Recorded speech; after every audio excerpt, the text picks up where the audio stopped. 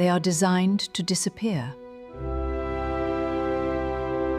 Chapter 1. The First Letter.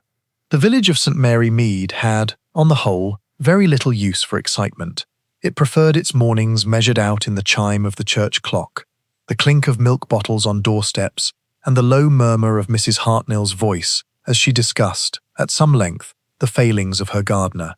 It was, therefore, a matter of considerable interest when Colonel Archibald Pruitt strode into the post office on a damp Tuesday morning and announced, in the carrying tones of a man accustomed to parade grounds, that a letter meant for him had never arrived. "I tell you, Miss Fenwick, my sister wrote to me a full week ago. Violet ink, if you please. Always used violet ink, my sister, ever since we were children.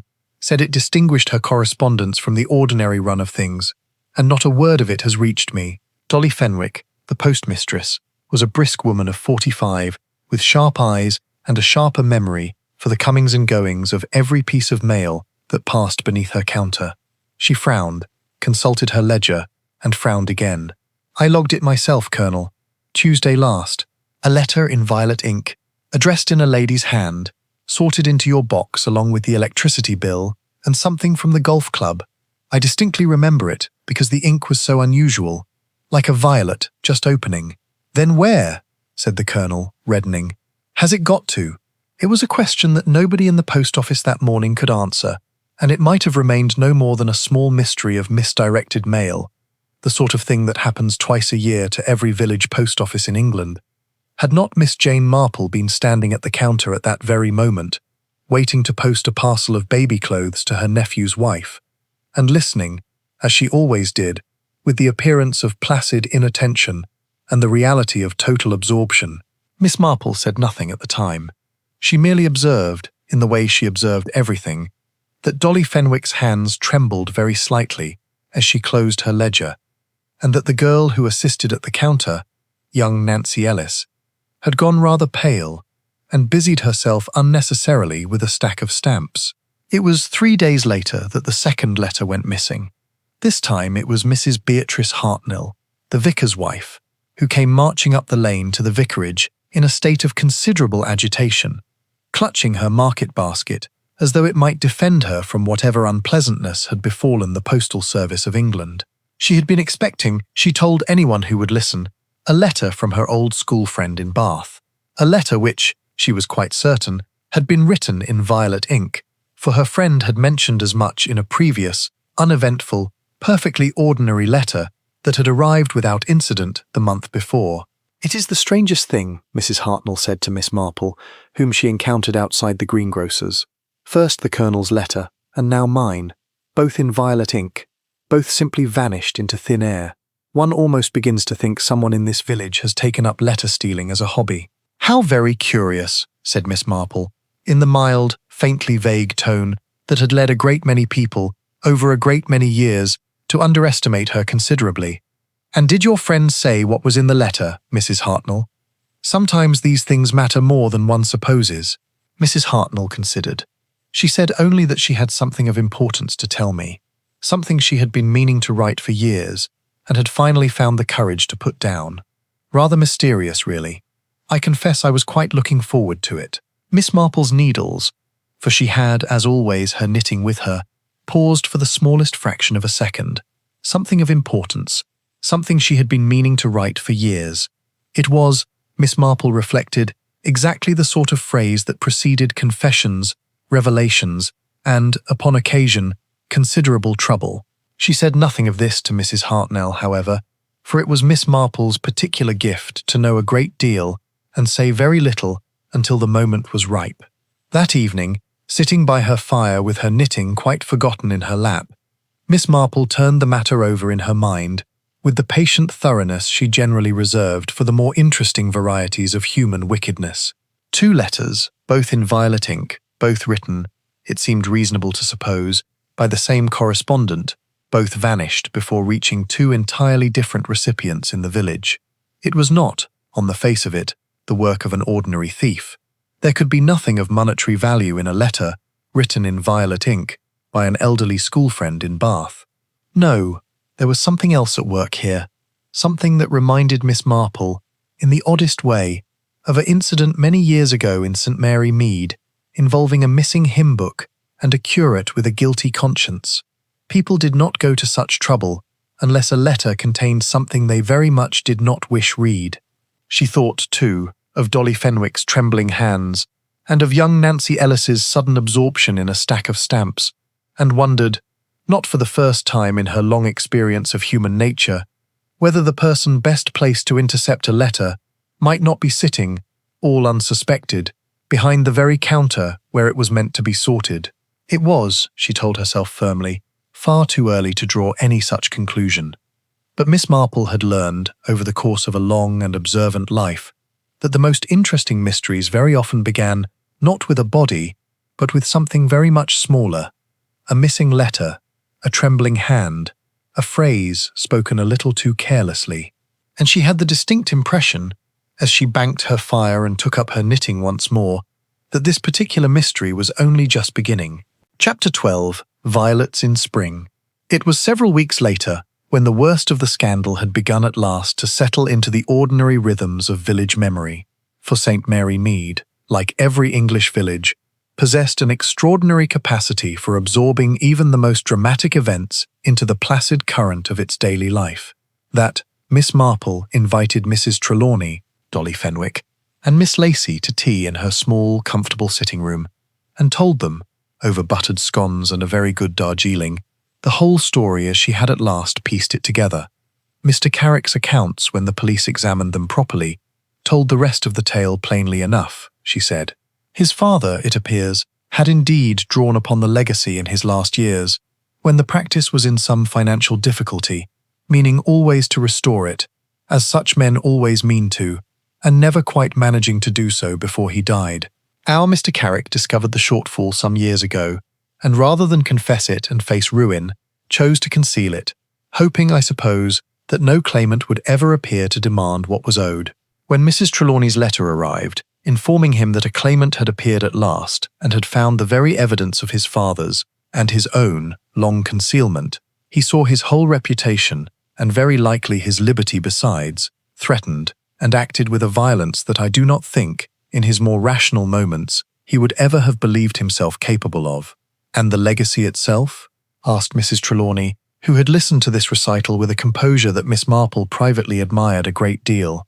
The inspector assures me that it will be restored to you in full, with a good many years of interest besides, once the courts have satisfied themselves of your descent from Violet Combe, which I do not think will prove difficult, given the evidence your mother left you, and Miss Lacey's own recollections besides. It is not, perhaps, a very great fortune by the standards of the present day, but I think, Mrs. Trelawney, that it will mean a good deal more to you as a simple acknowledgement, so very long delayed, that your grandmother was wronged, and that the wrong has been recognized at last. Dolly Fenwick, who had returned to her post at the office only that week, though still a little pale, and still, Miss Marple suspected, a little ashamed of the part she had played in the affair, set down her teacup with a small, unhappy sigh. "I don't know that I deserve to sit here with you both after what I did," she said. "I kept those letters from reaching the people they were meant for, out of nothing better than fear and pride, and if I hadn't done so, none of this dreadful business need ever have happened at all." "My dear Dolly," said Miss Marple, in the gentle but perfectly firm tone she reserved for such moments, "I think you have paid a very high price already for what was, after all, a very human failing. We are none of us entirely free from the temptation to hide an inconvenient truth, particularly when it touches upon our own family's good name. What matters, I think, is not that you were tempted, but that in the end, lying in that hospital bed, with time enough to think the matter through properly, you told the truth freely, and helped, in your own way, to bring the whole sad business to a close. That is not nothing, my dear. That is, in its way, a very great deal." Miss Lacey, who had been unusually quiet through most of this conversation, occupied as she generally was with the marmalade cat upon her lap, looked up now with an expression of mild wonder.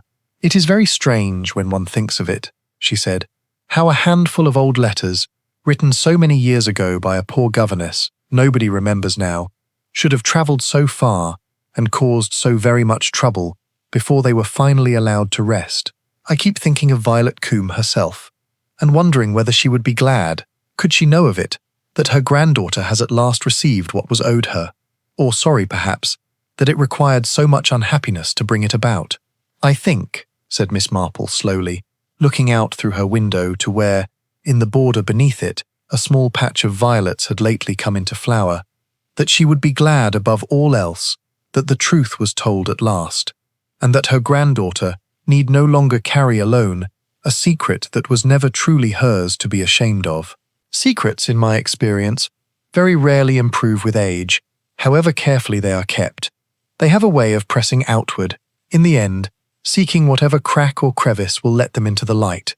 Very much, I think, like the violets in my own border, which push their way up through the coldest ground each spring, however deeply one imagines them buried the previous autumn. There was a comfortable silence after this, of the sort that only old friends, or people who have shared a great trouble and come safely through it together, can properly enjoy.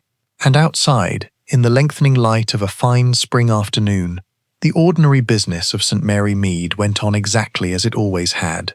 The milkman's cart rattling past, the church clock striking the half-hour, the small, unremarkable rhythms of village life closing gently, as they always did, over even the deepest and most dangerous of old wounds. Miss Marple, pouring a second round of tea for her guests, reflected, not for the first time in her long career of quiet observation, that there was very little in human nature that violet ink, patience, and a good long memory could not, in the end, bring safely and completely into the light. Chapter 3. The Postmistress in the Dark. The news reached Miss Marple, as news of any importance in St. Mary Mead invariably did, before breakfast was properly over. It was Emily, her devoted but somewhat scatter-brained maid, who brought it up with the porridge. "Oh, Miss Marple, such a dreadful thing. Mrs. Fenwick's been found near dead in her own kitchen, and the doctor's with her now, and they do say she was struck on the head and left lying there the whole night." Miss Marple set down her spoon with the composure of a woman who had, in the course of a long life, learned that the worst news is generally best met without exclamation. "Struck on the head, Emily? Who found her?" "Young Nancy, miss, when she went round this morning to fetch the post-bag. Found the door standing open and Mrs. Fenwick lying on the flags, cold as anything, and clutching a bit of paper in her hand. Violet paper, they're saying, torn right across, as if somebody'd tried to snatch it from her and only got half." By the time Miss Marple had made her way to the cottage, walking rather faster than her doctor would have approved, a small and subdued crowd had gathered at a respectful distance, and Inspector Slack's car stood, self-importantly, at the gate.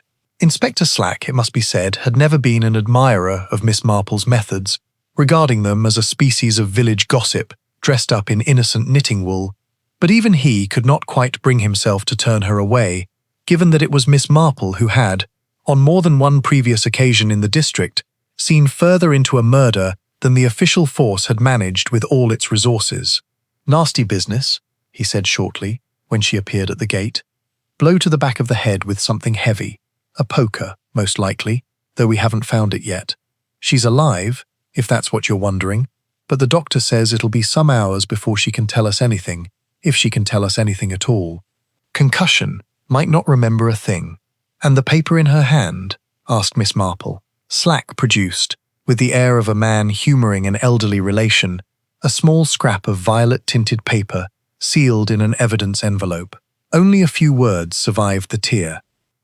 "Must not let it come to Edwin's ears, for if he ever learned what really happened that summer, I dread to think—" Miss Marple studied it for a long moment through her spectacles.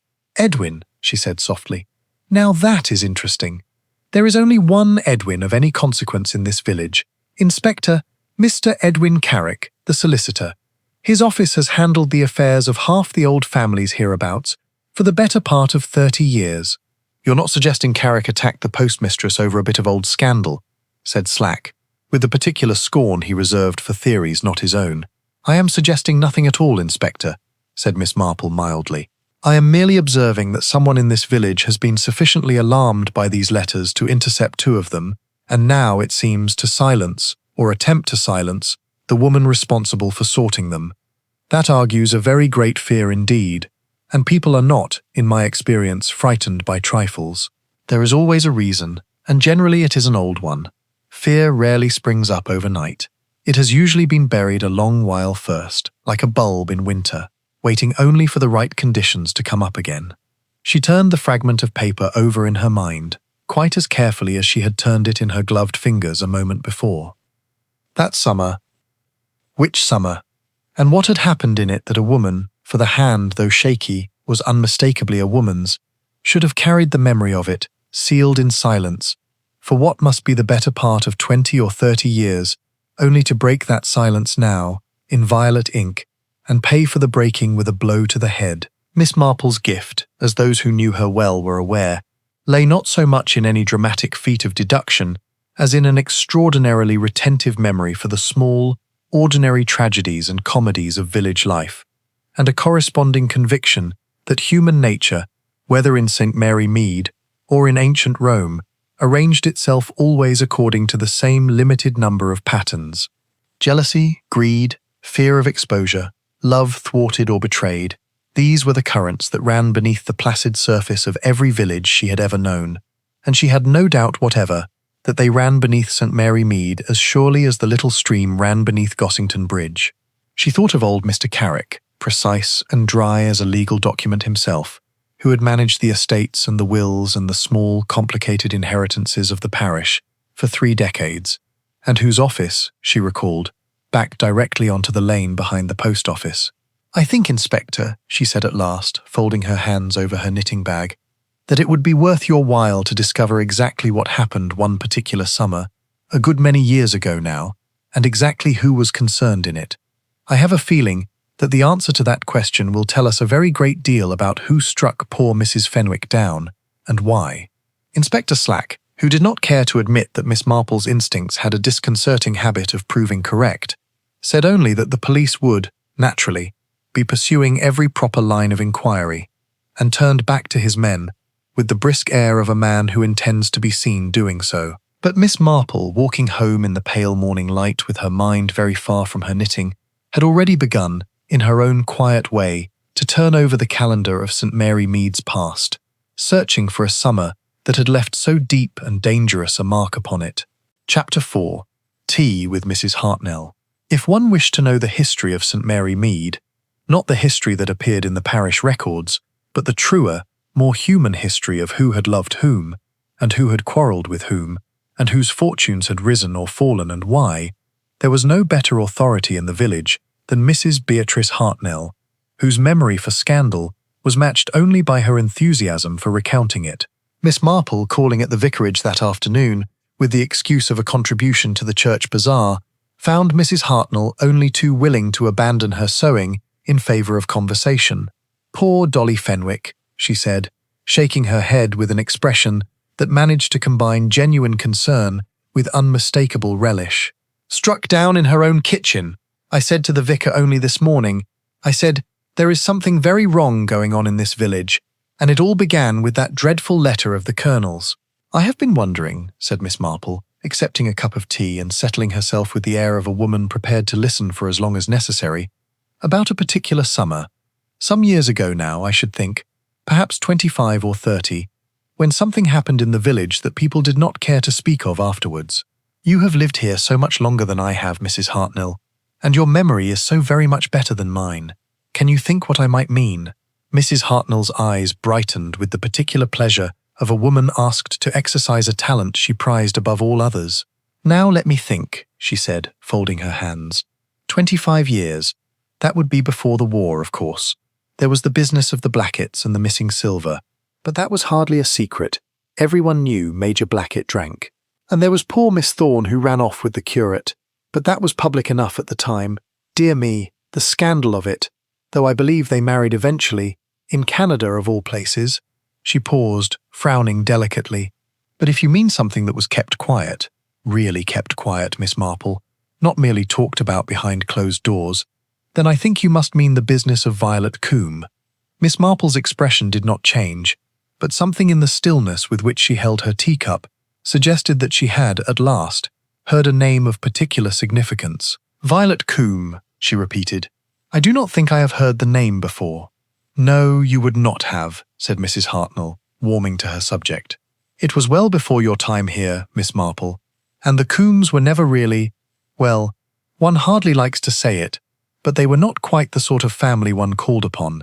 Violet Combe was a governess, I believe, or perhaps a companion, something of that sort, to old Mrs. Pruitt, the Colonel's mother, up at the Grange.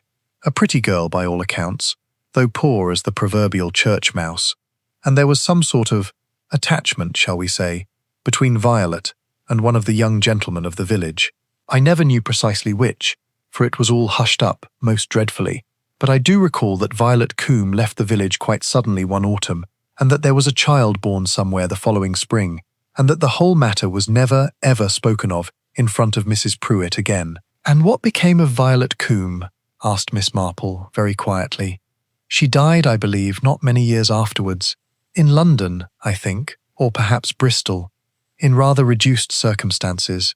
There was some talk, at the time, of an inheritance that ought by rights to have come to her, or to the child, but nothing ever came of it.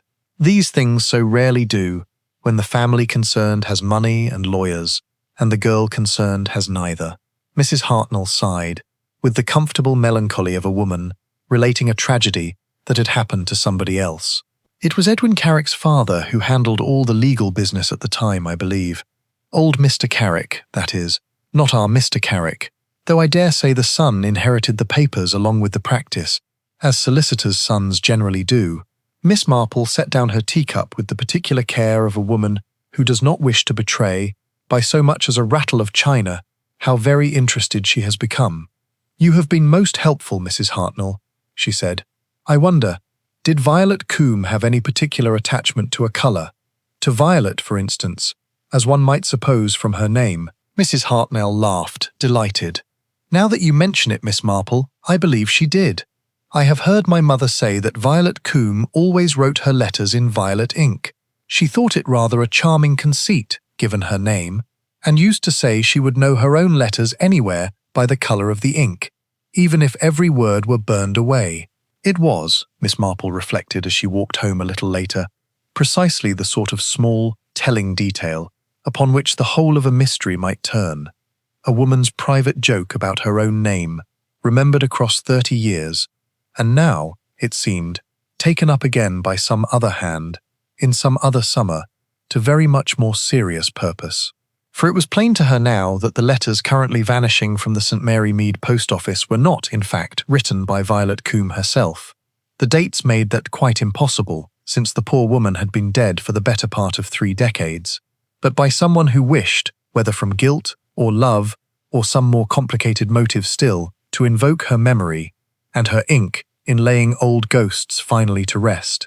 The question that remained, and it was not a small one, was which of the still living inhabitants of St. Mary Mead had the strongest reason to fear that those particular ghosts might, after so long a silence, at last be permitted to speak. Chapter 5. The Solicitor's Papers.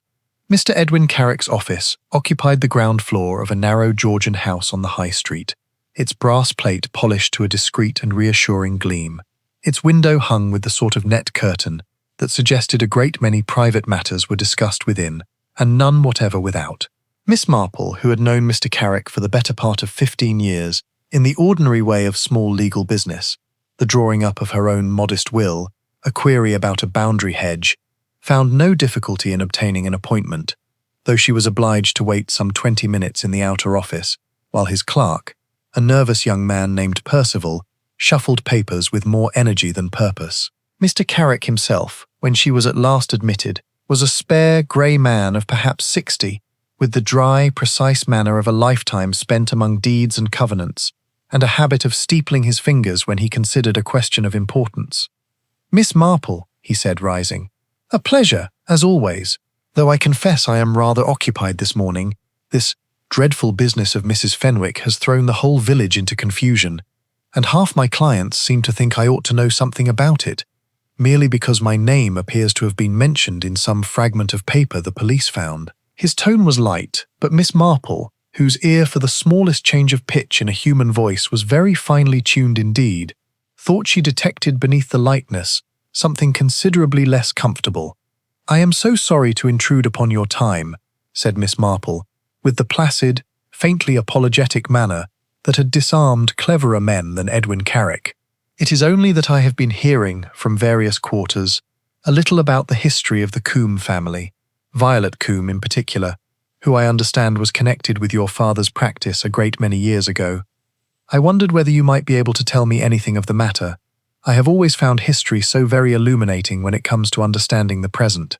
Something crossed Mr. Carrick's face, so briefly that a less attentive observer might have missed it entirely. A flicker that was gone almost before it arrived, replaced at once by the smooth, professional blankness of a man well trained in the concealment of his client's secrets. And Miss Marple now began to suspect of one or two secrets of his own.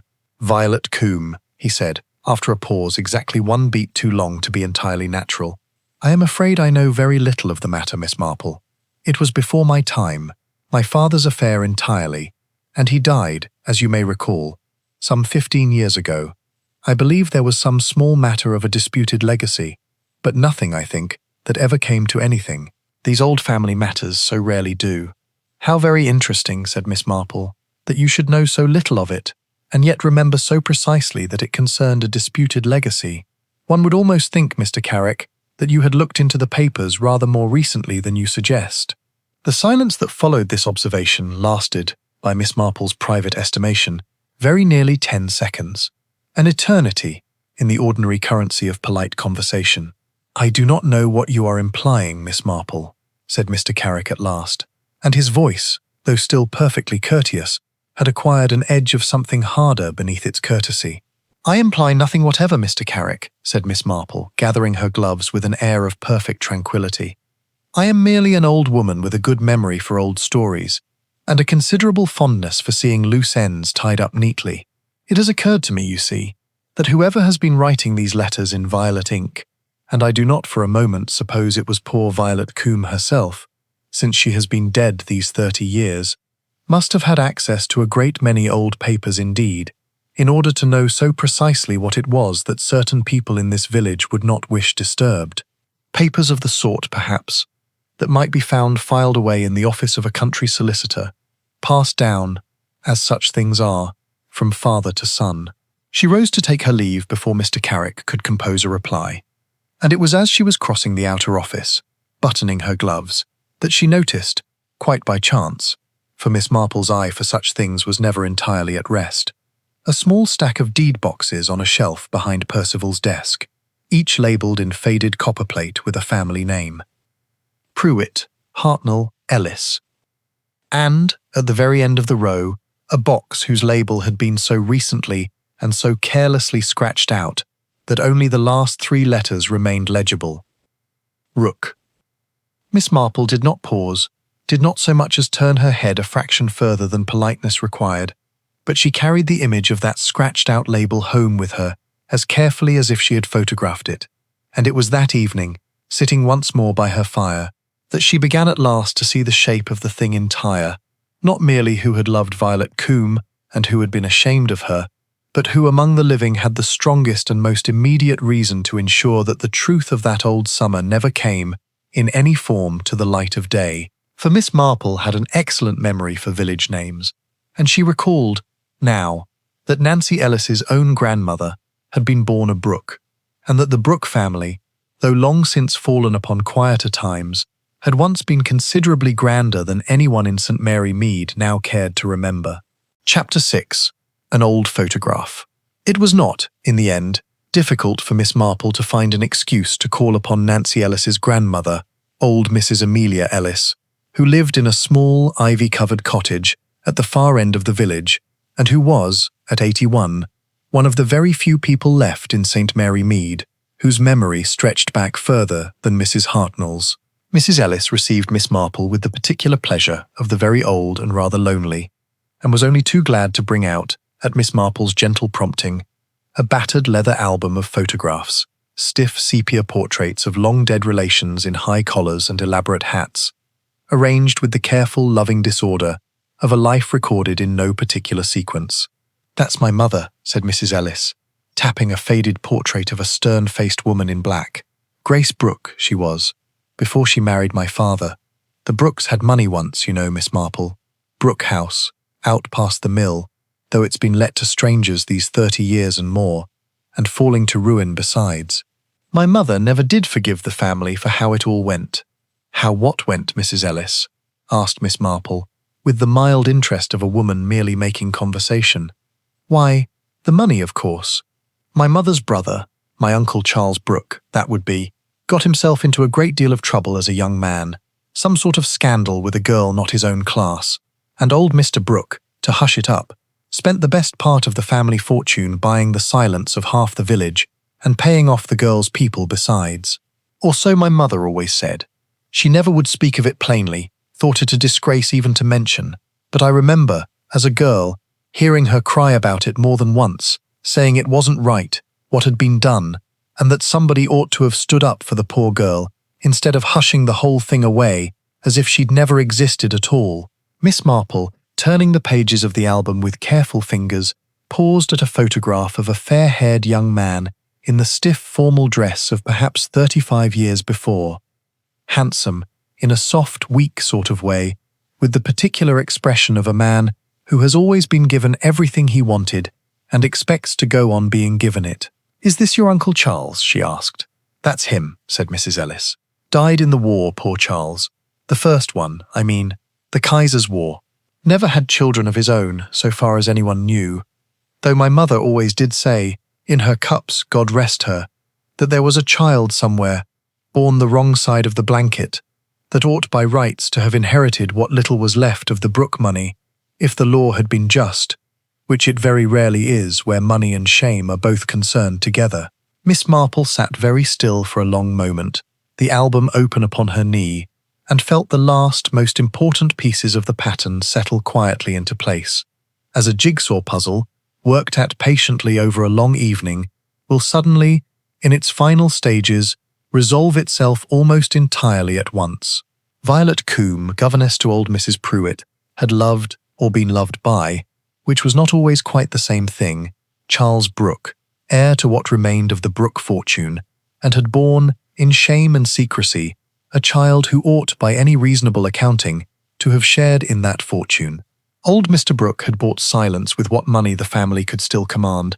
Violet Combe had gone away to die, forgotten in London or in Bristol, and the child, here was the question upon which everything else must surely turn. What had become of the child? "Mrs. Ellis," she said carefully, "do you happen to know whether Violet Combe's child was a boy or a girl?" "A girl, I believe," said Mrs. Ellis, "though I couldn't be certain. My mother did say, once, that the girl had been taken in by some relation of Violet's own, a sister or a cousin, something of that sort, and brought up somewhere a long way from here, so that nobody in St. Mary Mead need ever be troubled by the sight of her. Whether she's living or dead now, I couldn't tell you, Miss Marple, nor whether she ever knew the truth of her own birth at all. It was all managed very quietly, you understand. Old Mr. Brooke saw to that, and Mr. Carrick's father drew up whatever papers were needed to see that the girl had no claim, in law, on anything at all." Miss Marple closed the album gently and thanked Mrs. Ellis for her tea and her reminiscences with every appearance of an old woman's idle curiosity satisfied. But as she walked home in the lengthening shadows of the afternoon, her mind was working with a speed and a precision that would have astonished anyone who judged her only by her placid manner and her ever-present knitting. Somewhere, she now felt certain, Violet Combe's daughter was living still, a woman now perhaps in her 50s or early 60s, who had discovered, by some means, the truth of her own birth, and who had determined, after a lifetime of silence, to write to those who had wronged her mother, or profited by that wrong, and remind them, in violet ink, that the past does not, after all, remain conveniently buried. And it seemed to Miss Marple more than possible that this woman was closer to St. Mary Mead than anyone in the village yet suspected, closer indeed than a stranger arriving by the London train.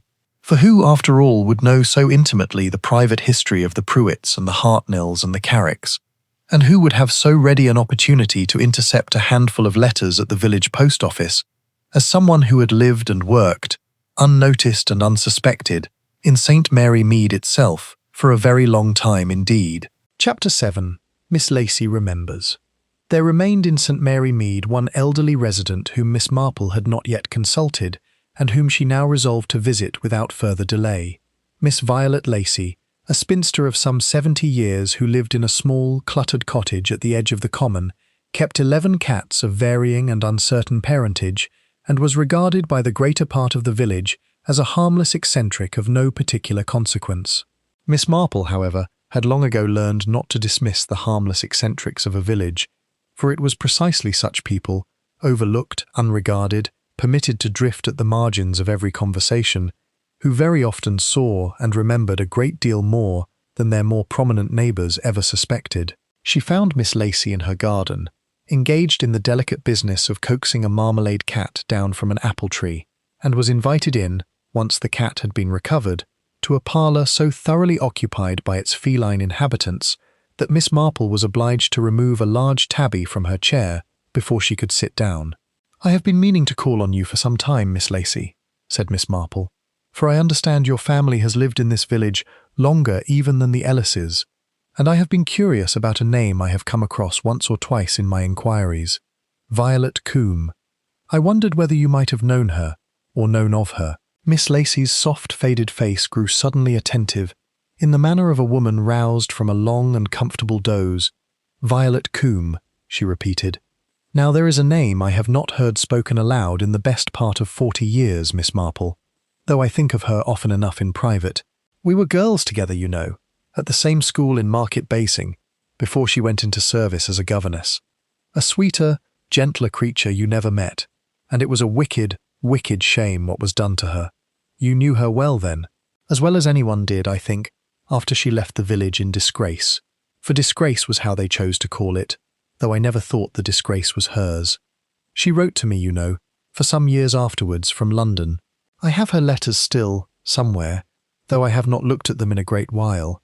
It distressed me too much to read them, in the end, for she was so very unhappy, and so very frightened for her little girl." Miss Marple leaned forward very slightly.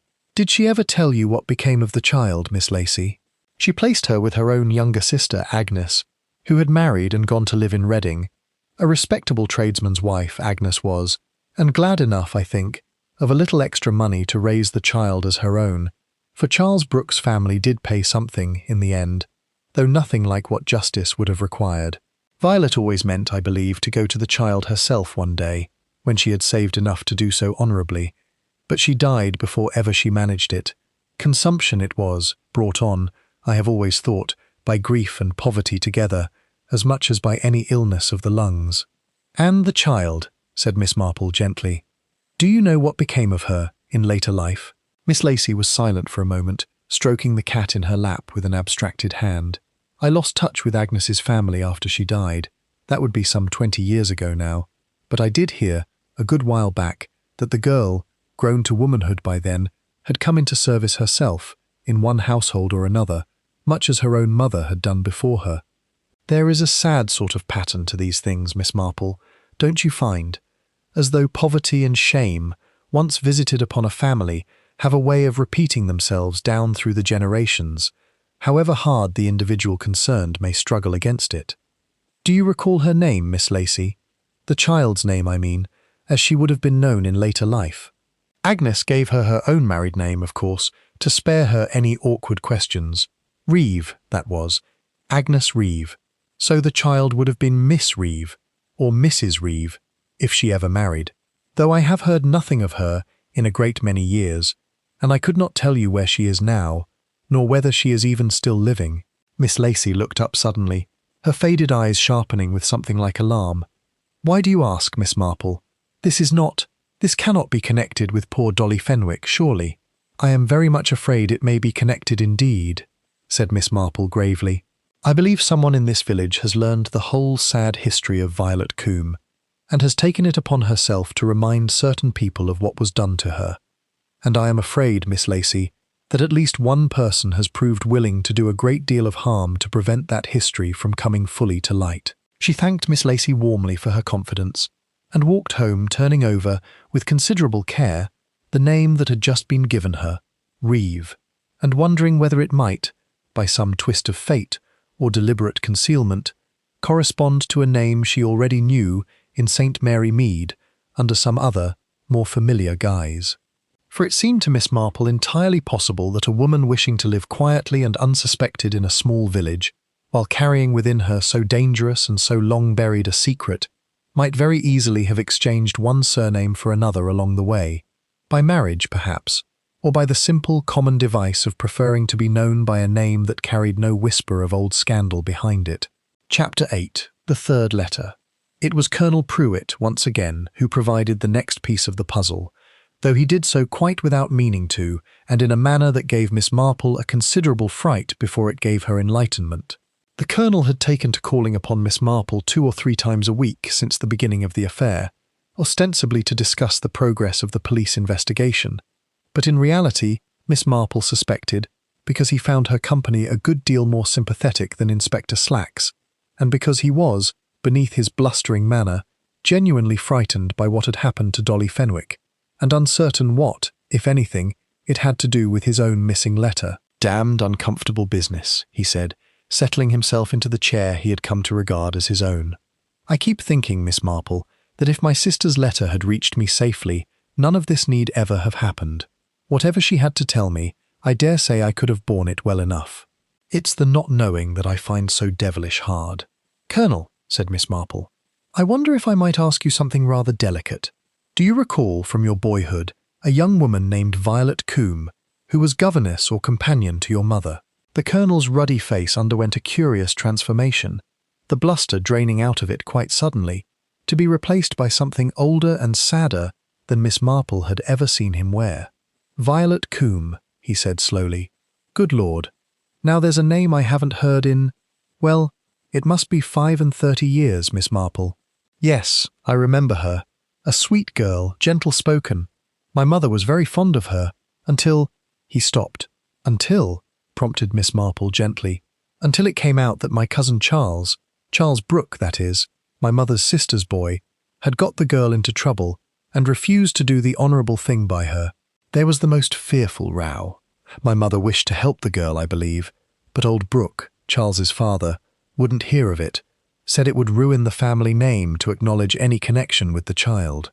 Violet was turned off without a character, more or less, and I never heard what became of her afterwards.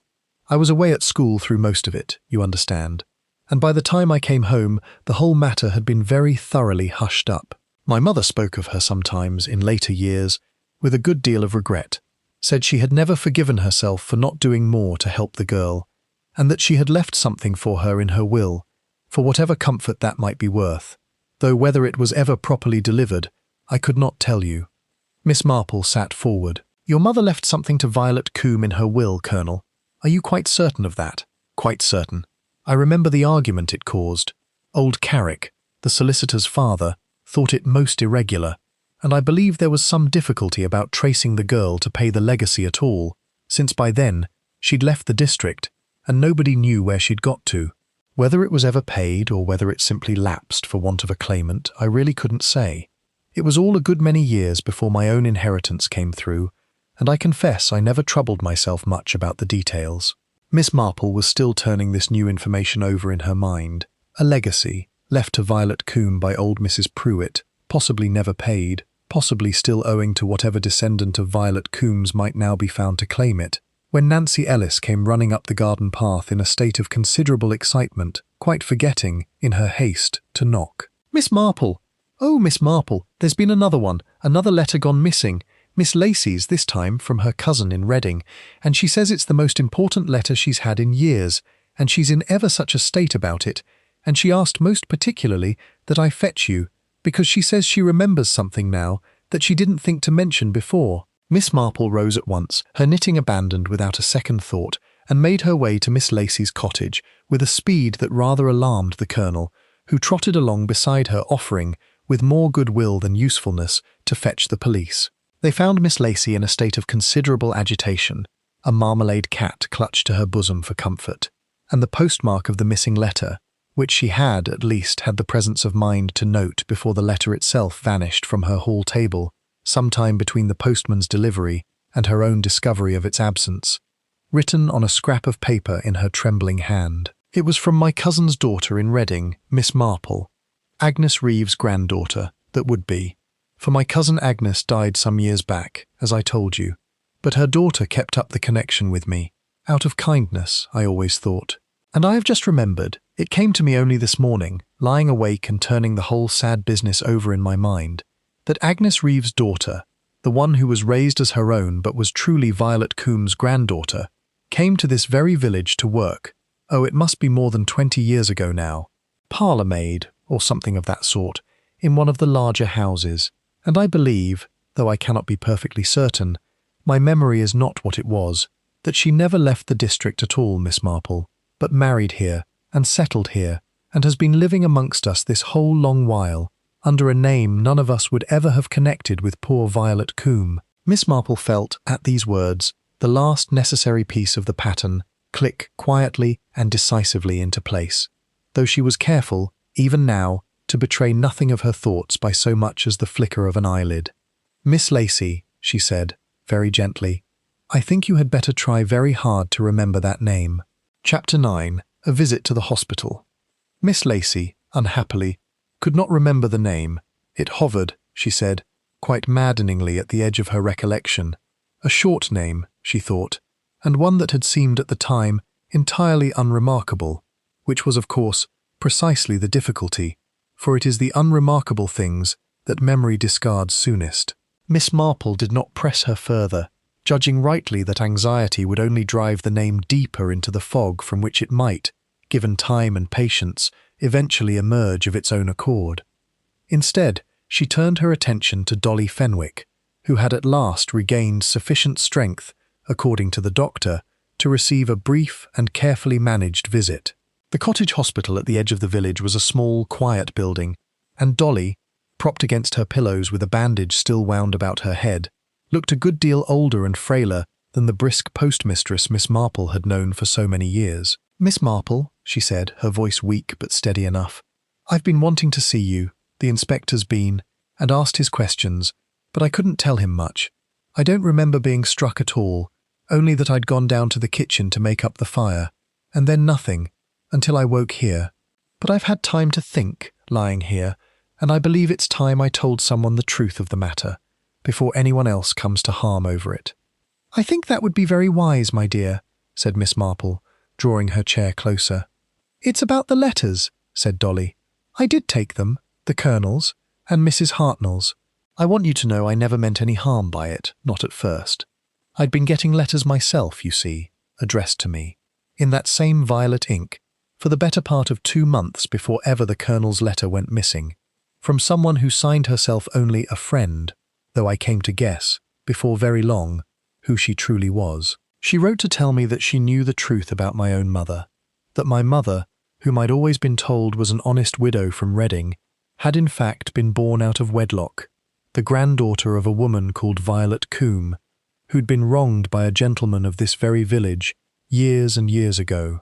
And she said that she meant to write to certain people, the Colonel and the vicar's wife, and 1 or 2 others, and tell them the whole story, so that the truth should be known at last and something done, even after all this time, to put right what could still be put right. "And you intercepted those letters," said Miss Marple, "because you were afraid of what the truth would mean for you." Dolly's eyes filled with tears. "I was ashamed, Miss Marple.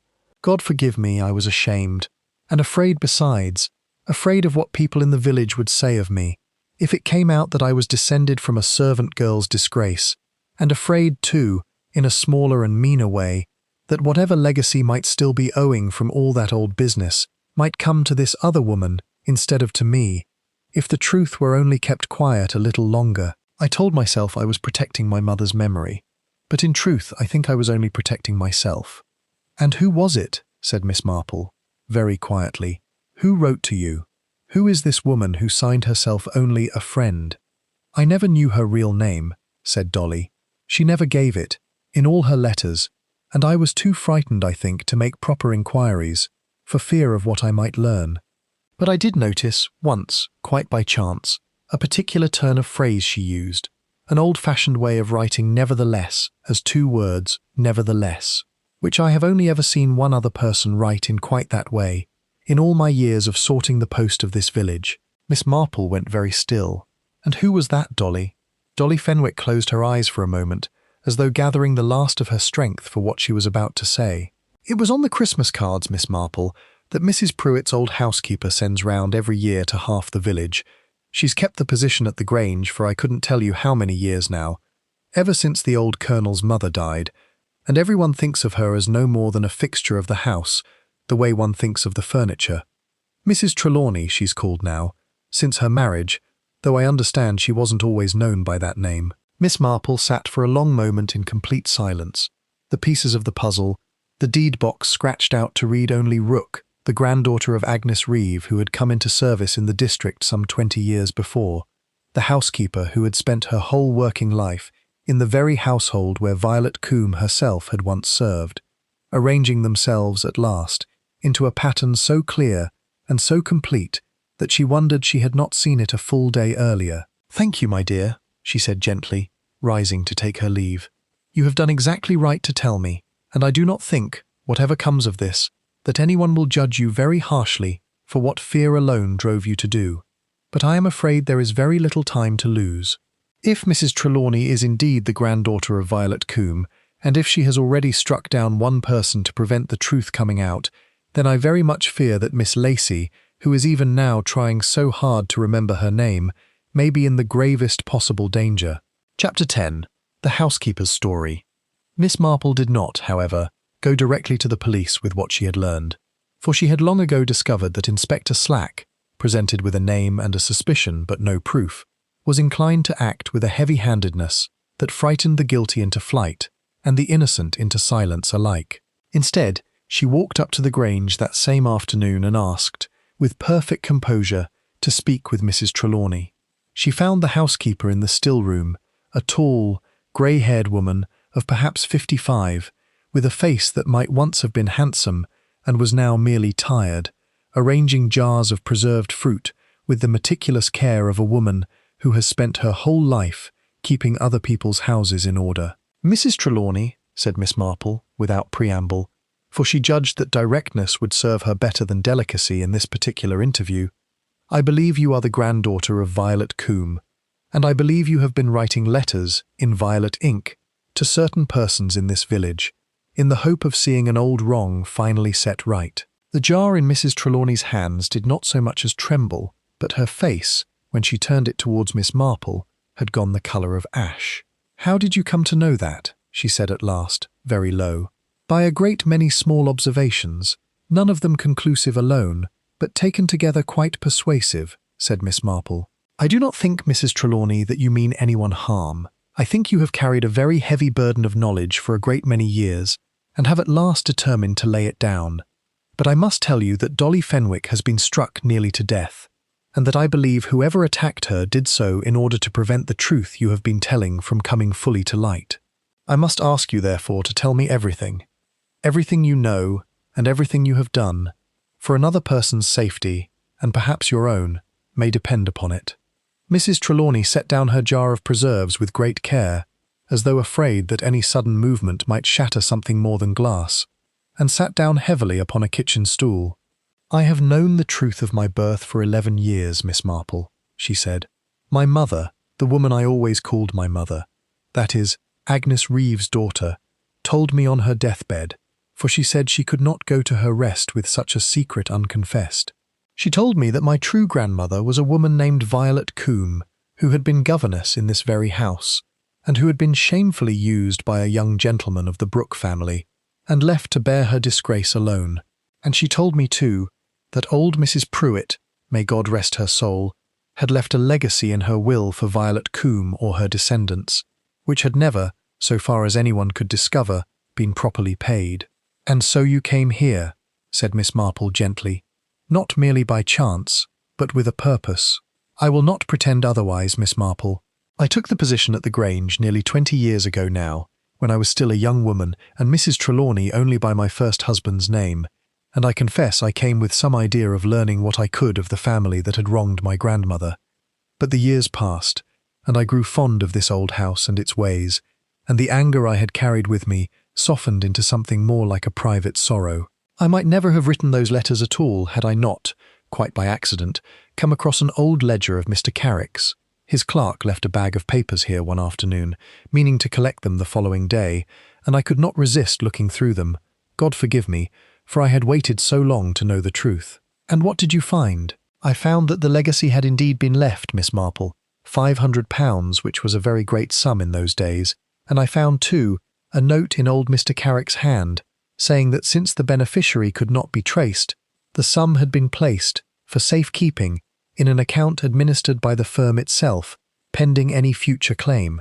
But there was no further entry after that, Miss Marple, no record of the money ever having been paid out, nor any accounting of what had become of it in all the years since, and I could not help wondering whether it had simply been quietly absorbed into the firm's own funds, and forgotten, as such things so conveniently are, by those who profit from the forgetting. Miss Marple felt a small, cold certainty settle into place. You wrote to the Colonel, and to Mrs. Hartnell, and to Miss Lacey, hoping that if enough people knew the story, someone would press the matter and force the truth into the open. I did not know how else to go about it, Miss Marple. I am only a housekeeper, without money or standing to bring a claim of my own, and I was afraid that if I went to Mr. Carrick directly, he would simply deny all knowledge of the matter, or find some way to bury it deeper than before. I thought that if the story were known throughout the village, if people began to ask questions themselves, it could not so easily be hushed up a second time. And did you write to Mr. Carrick himself, Mrs. Trelawney? Did you ever confront him directly with what you had found? For the first time, Mrs. Trelawney hesitated. I wrote to him a fortnight ago, she admitted. A single letter, warning him that I knew of the missing legacy, and that I meant to see it properly accounted for, one way or another. I had a reply the very next day, quite civil, asking me to call at his office to discuss the matter privately, but I confess I was afraid to go alone, and I have been putting off the appointment ever since. Miss Marple rose very quickly for a woman of her years. Mrs. Trelawney, she said, I think we have very little time to lose. I believe Mr. Carrick has already done a great deal to prevent this matter coming to light, and I am very much afraid of what he may yet do, if he believes himself in danger of exposure. We must go to Miss Lacey's cottage at once. Chapter 11. The Scratched-Out Label. They found, upon arriving breathless at Miss Lacey's cottage, that they were not the first visitors of the afternoon. The garden gate stood ajar, and through the parlour window Miss Marple could see, with a sinking heart, the spare, grey figure of Mr. Edwin Carrick standing over Miss Lacey's chair, his hat still in his hand, his voice pitched low and urgent. Only wish to help you remember the name correctly, Miss Lacey, for I understand the police are anxious to trace this unfortunate woman, and it would save a great deal of trouble if you could simply tell me, so that I might pass the information along through proper channels. Miss Marple did not wait to hear more. She pushed open the parlour door with a firmness that surprised even herself, Mrs. Trelawney close behind her, and said, in a voice that carried a good deal more authority than her placid appearance generally suggested, Good afternoon, Mr. Carrick. I think you had better leave Miss Lacey's memory entirely alone, and turn your attention instead to explaining a rather interesting entry in your father's old ledgers, the one recording a legacy of £500 left by the late Mrs. Pruitt to Violet Combe, or her heirs, and never, so far as anyone has yet discovered, properly paid out. Mr. Carrick went very still, and then, quite suddenly, very white. I do not know what you are talking about, Miss Marple, he said, but his voice had lost every trace of its habitual dry composure. I think you know a great deal about it, said Miss Marple. I think you found that old ledger entry some years ago, when you took over your father's practice in full, and I think you discovered that the legacy, instead of being held safely in trust as your father's note suggested, had in fact been quietly drawn upon over the years, perhaps by your father in his declining years, perhaps by yourself since, until there was very little of it left to account for, should anyone ever come forward to claim it. And when Mrs. Trelawney's letter reached you a fortnight ago, informing you that she had found the very ledger entry you had hoped no one would ever see, I think you understood at once that your position, your whole professional reputation, built up over so many years, stood in the very gravest danger. This is pure conjecture, said Mr. Carrick, though the tremor in his voice gave the lie to his words even as he spoke them. It is conjecture that I believe the police will find remarkably easy to confirm, said Miss Marple, once they examine your firm's accounts with proper care, and once they think to ask your clerk, young Percival, why a deed box clearly labelled Brooke was so hastily and so carelessly relabelled that only the last 3 letters remained legible when I happened to notice it in your outer office. I imagine, Mr. Carrick, that you removed certain papers from that box in some haste, perhaps on the very night that Dolly Fenwick was struck down, for I think it was you, and not Mrs. Trelawney, who went to Mrs. Fenwick's cottage that evening, having learned somehow that letters concerning the Brooke legacy had been passing through her hands, and fearing that she might have read enough of them to understand what they signified. I think you meant only to retrieve or destroy whatever fragment remained, and struck her down when she resisted, in a panic you have very likely regretted every hour since. There was a long, dreadful silence in the small parlour, broken only by the frightened rustling of one of Miss Lacey's cats beneath the sofa. "I never meant to hurt her so badly," said Mr. Carrick at last, in a voice that had lost all its former dryness, and become, quite suddenly, the voice of a frightened and much older man. "I only meant to find the letter. I knew she had been keeping something back, from little things she'd let slip when I called at the post office on other business, and when she caught me searching her kitchen drawer, I struck out before I had time to think what I was doing. I have not slept a single night since. And when I learned, only yesterday, that Miss Lacey had begun to remember the name of Agnes Reeve's granddaughter, and might soon connect that name to Mrs. Trelawney, and from Mrs. Trelawney to the ledger, and from the ledger to me, I came here today meaning only to persuade her to remain silent a little longer, until I could find some way to set the accounts right, without ruin falling upon me and my family both." "And if persuasion had failed, Mr. Carrick?" asked Miss Marple very quietly. "What then?" He did not answer, and the silence that followed his silence was, in its way, answer enough. It was Mrs. Trelawney, standing very straight in the doorway, who spoke next, and her voice, though shaking, carried a dignity that seemed, for the first time, entirely her own. "I never wanted revenge, Mr. Carrick. I wanted only what was owed, in justice, to my grandmother's memory, and to her children's children after her. If you had only come to me honestly, a fortnight ago, and told me the truth of what had happened to that money, I think we might have found some way between us to set it right, without any of this dreadful business at all."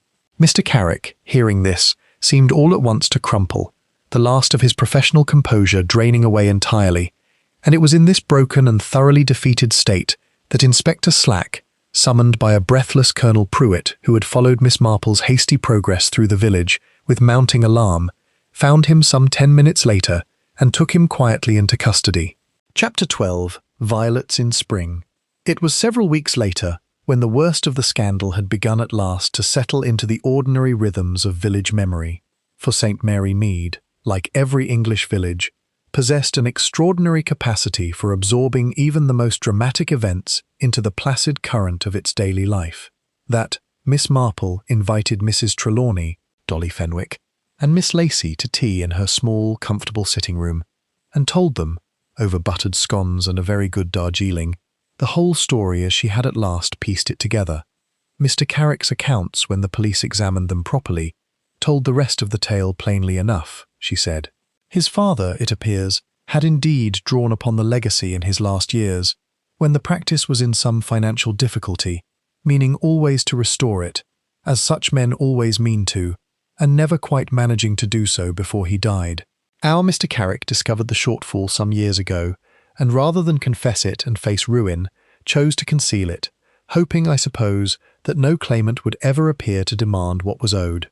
When Mrs. Trelawney's letter arrived, informing him that a claimant had appeared at last and had found the very evidence of his father's and his own long concealment, he saw his whole reputation, and very likely his liberty besides, threatened, and acted with a violence that I do not think, in his more rational moments, he would ever have believed himself capable of.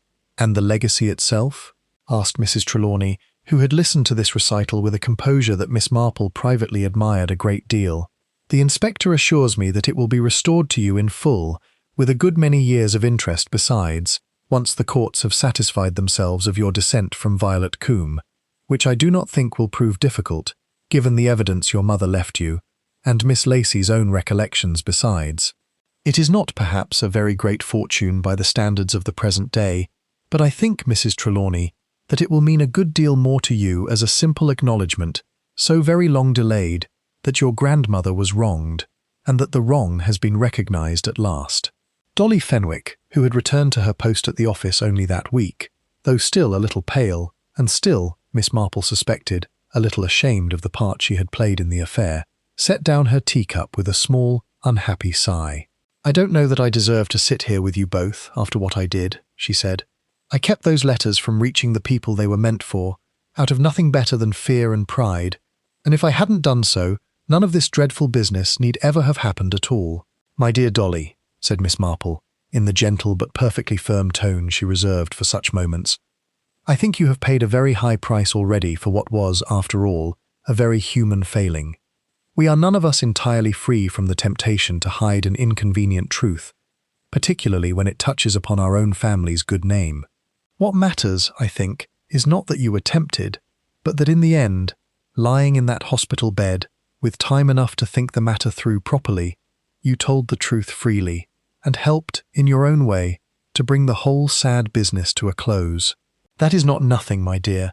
That is, in its way, a very great deal." Miss Lacy, who had been unusually quiet through most of this conversation, occupied as she generally was with the marmalade cat upon her lap, looked up now with an expression of mild wonder. "It is very strange when one thinks of it," she said, "how a handful of old letters, written so many years ago by a poor governess, nobody remembers now, should have travelled so far and caused so very much trouble before they were finally allowed to rest. I keep thinking of Violet Combe herself, and wondering whether she would be glad, could she know of it, that her granddaughter has at last received what was owed her, or sorry, perhaps, that it required so much unhappiness to bring it about. I think," said Miss Marple slowly, looking out through her window to where, in the border beneath it, a small patch of violets had lately come into flower, "that she would be glad above all else that the truth was told at last, and that her granddaughter need no longer carry alone a secret that was never truly hers to be ashamed of. Secrets, in my experience, very rarely improve with age, however carefully they are kept. They have a way of pressing outward, in the end, seeking whatever crack or crevice will let them into the light. Very much, I think, like the violets in my own border, which push their way up through the coldest ground each spring, however deeply one imagines them buried the previous autumn." There was a comfortable silence after this, of the sort that only old friends, or people who have shared a great trouble and come safely through it together, can properly enjoy. And outside, in the lengthening light of a fine spring afternoon, the ordinary business of St. Mary Mead went on exactly as it always had. The milkman's cart rattling past, the church clock striking the half-hour, the small, unremarkable rhythms of village life closing gently, as they always did, over even the deepest and most dangerous of old wounds. Miss Marple, pouring a second round of tea for her guests, reflected, not for the first time in her long career of quiet observation, that there was very little in human nature that violet ink, patience, and a good long memory could not, in the end, bring safely and completely into the light.